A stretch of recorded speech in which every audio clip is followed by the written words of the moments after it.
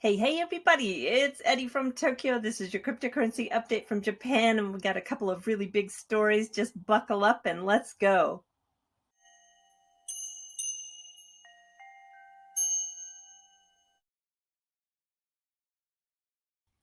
I just finished an interview with the co-founders of Fathom, and boy, I'm telling you, if you're an XDC holder, this is an interview you don't want to miss. It'll be uploaded sometime after the 13th. My big story tonight is this article that was published on October 5th. Singapore is ahead of the curves, Ripple's executive on global crypto regulations.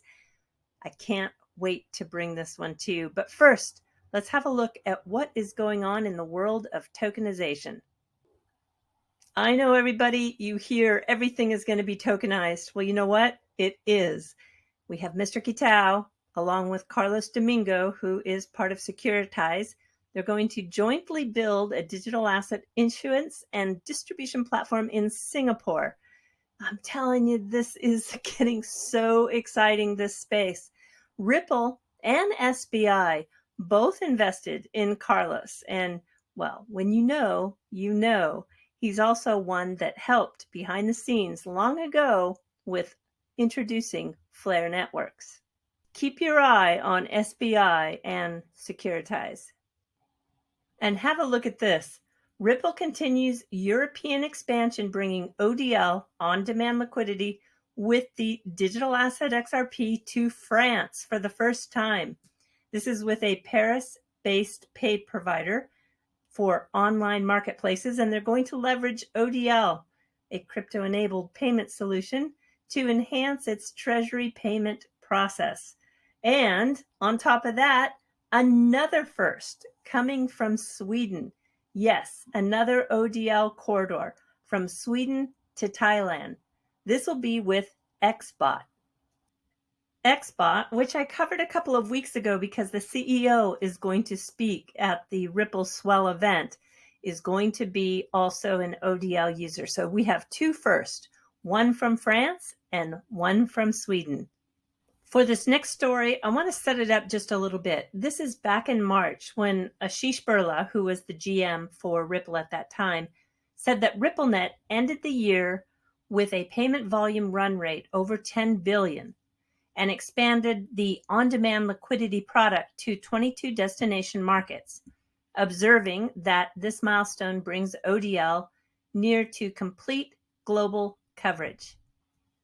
He then tweeted this graph out on Twitter for everyone to see the growth, because visually, when you see it like this, you can really get a grasp of how much growth they've seen. This shows from January 2021 to March of 2022. And then in May, Ashish had a tweet thread, and this is where he said that global growth remains strong with improved product functionality, such as the ability for payments to continue processing even if an ODL exchange partner happens to go down. The Asia Pacific region, APAC, is one of the biggest contributors of ODL dollar volume, totaling over 1 billion in Q1 alone. Keep that number in mind. So we get to this article that was published in the Vulcan Post. It's a great article, very in-depth. Let me come down here where it takes a quote from Rahul Advani. He is Ripple's policy director in the APAC region.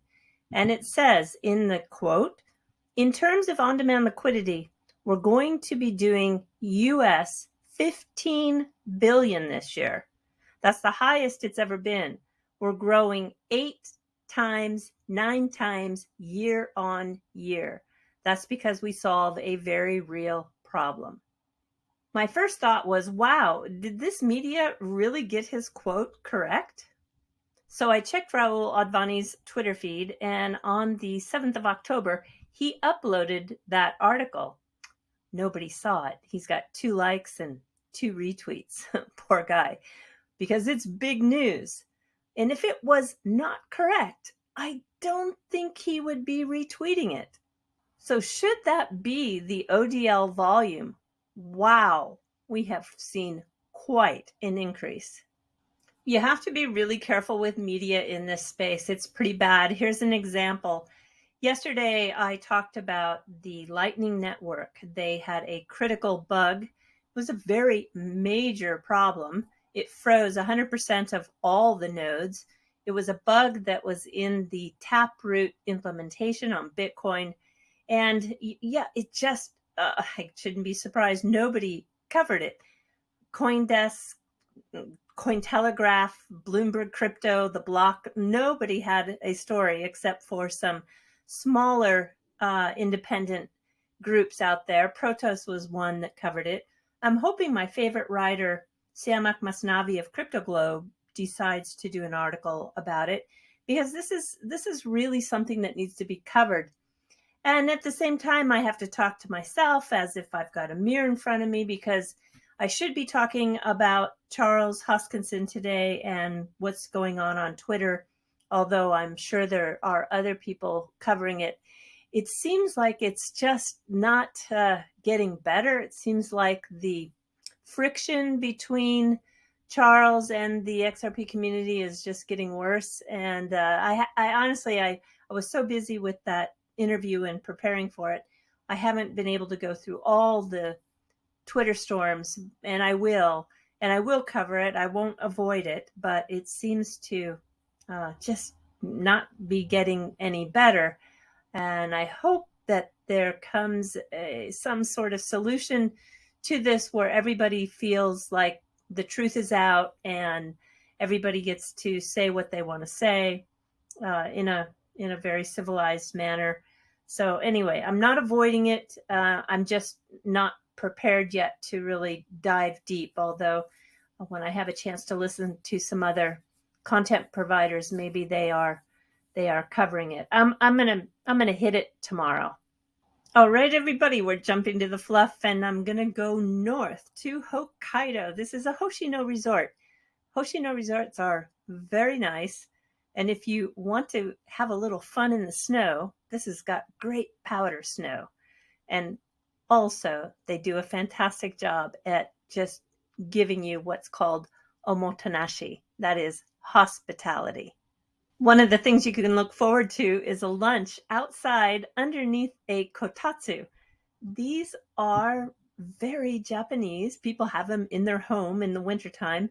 Underneath is a heater, and you just flip the blanket over your legs, and you can stay very warm even on a very cold day, drinking even beer that has glacier ice.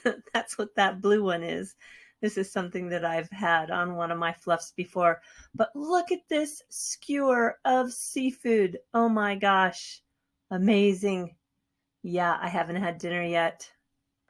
That skewer has 11 kinds of seafood, such as crab, shrimp, sea urchin, and wow, this is just amazing. Yes, I am a foodie. But if you're just into kicking back with a great view, this is an example of a room. And at night, there is an ice village. This ice village has a lot going on. And from mid-January to the end of February, they open up the Ice Hotel. And if you're looking for something very unique, they have an ice chapel to get married in. All right, everybody, do take care. Sayonara for now. Bye-bye.